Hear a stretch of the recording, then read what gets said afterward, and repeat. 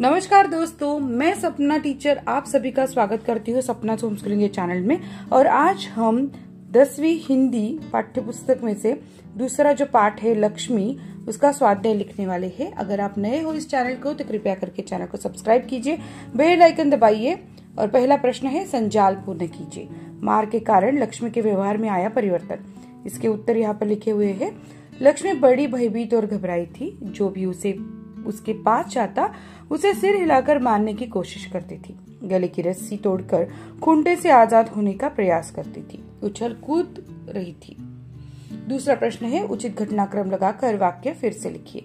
1, उसके गले में रस्सी थी। 2, रहमान बड़ा मूर्ख है। 3, वह लक्ष्मी को सड़क पर ले आया। 4, उसने तुम्हें बड़ी बेदर्दी से पीटा है। तो उसका उचित क्रम है, सबसे पहले उसने तुम्हें बड़ी बेदर्दी से पीटा है। 2, रहमान बड़ा मूर्ख है। 3, उसके गले में रस्सी थी। और 4, वह लक्ष्मी को सड़क पर ले आया। तीसरा प्रश्न है, उत्तर लिखिए। ज्ञान सिंह का पशु प्रेम दर्शाने वाली बातें। तो यहाँ पे उत्तर दिया है, मवेशी पालने का शौक। उसके घर के दरवाजे पर गाय या भैंस बंधी रहती। 3 साल पहले उसने अधेड़ उम्र की एक जर्सी गाय खरीदी। परेशानी होने पर भी वह गाय यानी लक्ष्मी को नहीं बेचता। 4, गलत वाक्य सही करके लिखिए। सबसे पहला वाक्य है, करामत अली पिछले 4 सालों से गाय की सेवा करता चला आ रहा था। उत्तर है, करामत अली पिछले 1 साल से गाय की सेवा करता चला आ रहा था। 2, करामत अली को लक्ष्मी की पीठ पर रोगन लगाने के बाद इत्मीनान हुआ। उत्तर, करामत अली को लक्ष्मी की पीठ पर रोगन लगाने के बाद भी इत्मीनान नहीं हुआ। 5, निम्नलिखित मुद्दों के आधार पर वर्णन कीजिए।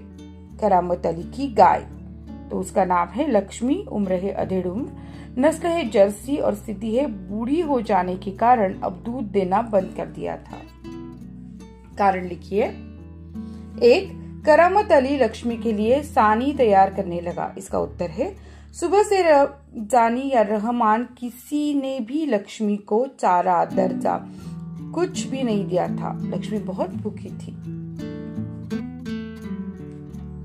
रमजानी ने करामत अली को रोगन दिया। इसका उत्तर है, रहमान के मारने के कारण लक्ष्मी की पीठ पर चोट आई थी। तीसरा प्रश्न है, रहमान ने लक्ष्मी को इलाके से बाहर छोड़ दिया। उत्तर है, रहमान ने सोचा कि लक्ष्मी नाले के पास उगी दूब खाकर पेट भर लेगी। 4, करामत अली ने लक्ष्मी को गौशाला में भर्ती किया। इसका उत्तर है, पैसे की तंगी के कारण करामत अली लक्ष्मी के दाने चारे का प्रबंध नहीं कर पा रहा था। वह लक्ष्मी को भूखों मरता नहीं देख सकता था। 7वां प्रश्न है, हिंदी मराठी में समुच्चारित शब्दों के भिन्न अर्थ लिखिए। खत, इसका अर्थ है, हिंदी में इसको पत्र बोलते हैं, मराठी में खाद। पीठ, हिंदी में इसको शरीर का अंग बोलते हैं और मराठी में इसके बोलते हैं आटा। खाना, हिंदी में इसको बोलते हैं भोजन और मराठी में दराज। चारा, हिंदी में घास और मराठी में उपाय।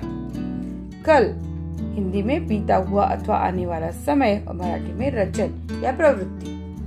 अभिव्यक्ति, यदि आप करामत अली की जगह पर होते तो इस संदर्भ में अपने विचार लिखिए। देखिए दोस्तों, हम हर एक का अलग नजरिया होता है, तो मैंने अपने नजरिए से इस सवाल के जवाब को लिखा है। आप भी अपने नजरिए से इस तरह के सवालों को, इसके उत्तर लिखा कीजिए, प्रयास कीजिए। यह प्रश्न का उत्तर है, यदि करामत अली की जगह में मैं होती तो मैं गाय को अपने पास रखती, बीवी और बच्चे को गाय ने किए हुए एहसान याद दिलाती। इस गाय ने तुम्हारी माँ की तरह दूध पिलाया है। आज अगर तुम्हारी माँ बूढ़ी हो जाए तो क्या तुम उसे कसाई के पास भेजोगे या भूखा मारोगे या वृद्धाश्रम भेजोगे? याद रखना, शायद यही अंजाम बूढ़े होने के बाद तुम्हारे बच्चे तुम्हारे साथ करेंगे। आर्थिक परिस्थितियां सुधारी जा सकती है। लक्ष्मी का दूध न देना उसके साथ दुर्व्यवहार का कारण नहीं हो सकता। भाषा बिंदु, निम्नलिखित वाक्यों में उचित विराम चिन्हों का प्रयोग कर वाक्य पुनः लिखिए। यह सवाल आपको क्वेश्चन पेपर में आता ही आता है, इसका आपको प्रैक्टिस करनी चाहिए। ओ कमबख्त ने कितनी बेदर्दी से पीटा है, तो उसका उत्तर है, ओ कमबख्त ने कितनी बेदर्दी से पीटा है।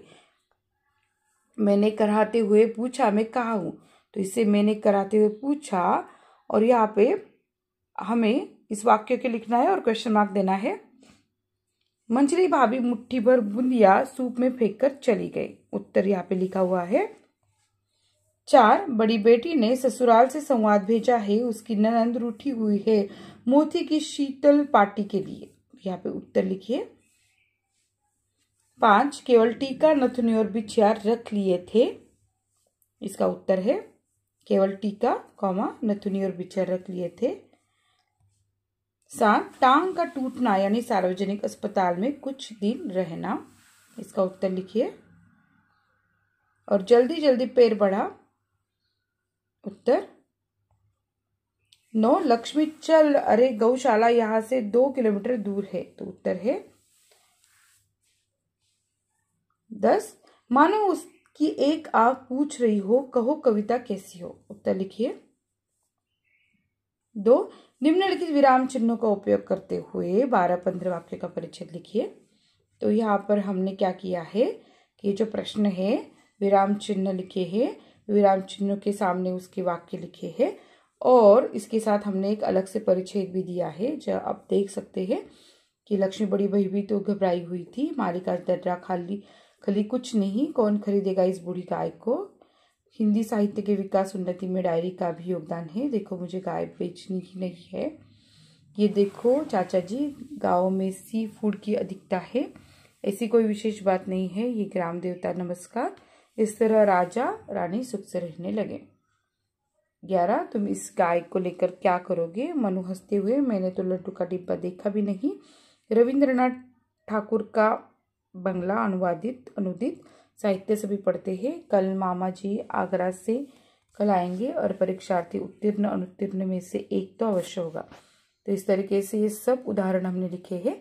तो इनमें से कुछ यहाँ पे हमने परिच्छेद यहाँ पे लिखा है, विराम चिन्हों का उपयोग किया है। तो आप भी इस तरीके से परिच्छेद लिख सकते हैं। राजा रथ पर सवार हो गया। रतमहल नगर के पार करके खेत की तरफ बढ़ चला। राजा ने पूछा, आखिर कहाँ रख छोड़े हैं तुमने वे 100 दाने। इन 100 दानों के लिए तुम मुझे कहाँ कहाँ के चक्कर लगवाओगी। तब तक रथ एक बड़े से हरे भरे खेत के सामने आकर रुक गया। राजा ने देखा सामने बहुत बड़े खेत में गेहूं की फसल थी। उसकी बालियां हवा में झूम रही थी जैसे राजा को कोई खुशी भरा गीत सुना रही हो। राजा ने हैरानी से राजकुमार की ओर देखा। राजकुमार ने कहा, पिताजी, ये है वे 100 दाने जो आज लाखों लाख दानों के रूप में आपके सामने हैं। मैंने उन 100 दानों को बोकर इतनी अधिक फसल तैयार की है। राजा ने उसे गले लगा लिया और कहा, अब मैं निश्चिंत या बेफिक्र हो गया।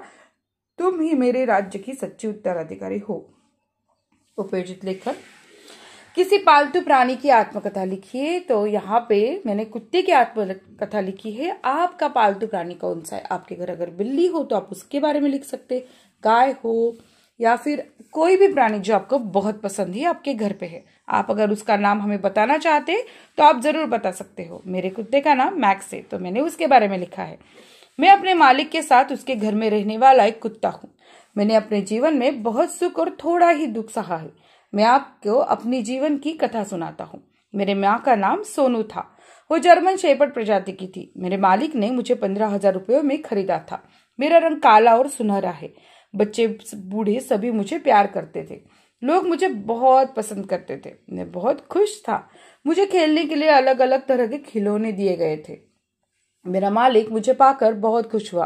वो मेरा बहुत ख्याल रखता था। वह मुझे मैक्स कहकर बुलाता था। जहां भी जाता वह अपने साथ मुझे ले जाता था। मैं भी अपने मालिक की बहुत सेवा करता हूँ। मैं अपनी सूंघने की शक्ति से कोई भी वस्तु चुटकी में ढूंढ सकता हूँ, लेकिन मैं शक्तियाँ सिर्फ अपने मालिक के लिए उपयोग करता हूँ। मेरा पसंदीदा भोजन दूध, रोटी, चिकन, बिस्किट है। मैंने इस परिवार की सुरक्षा का भार अपने ऊपर ले लिया है। यदि कोई अनजान व्यक्ति घर की तरफ आता है या घर में घुसने का प्रयास करता है तो मैं सजग हो जाता हूँ।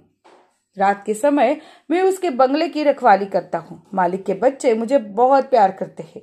एक दिन एक आदमी ने मुझे चुरा के ले जाने की कोशिश की। मुझे अपने घर के आंगन में बांध के रखा था। पूरा दिन मैं वहां से भागने की कोशिश कर रहा था। आखिरकार अड़ोस पड़ोस वाले लोगों ने मेरा ठिकाना मेरे मालिक को बताया। फिर उन्होंने वहां से मुझे छुड़ाया और मैं अपने घर जा पाया। घर जाने के बाद मेरे घर वालों की खुशी फूली नहीं समा रही थी और मैंने भी ठान ली मैं अपने घर से कभी नहीं भागूंगा और मेरे प्यारे घर वालों के साथ हमेशा रहूंगा। सो आपको कैसी लगी मेरी आत्मकथा? तो ये कुत्ते की आत्मकथा अगर आपको पसंद है तो मुझे जरूर कमेंट करके बताइएगा और आपने कैसी आत्मकथा लिखी है उसके बारे में बताइएगा।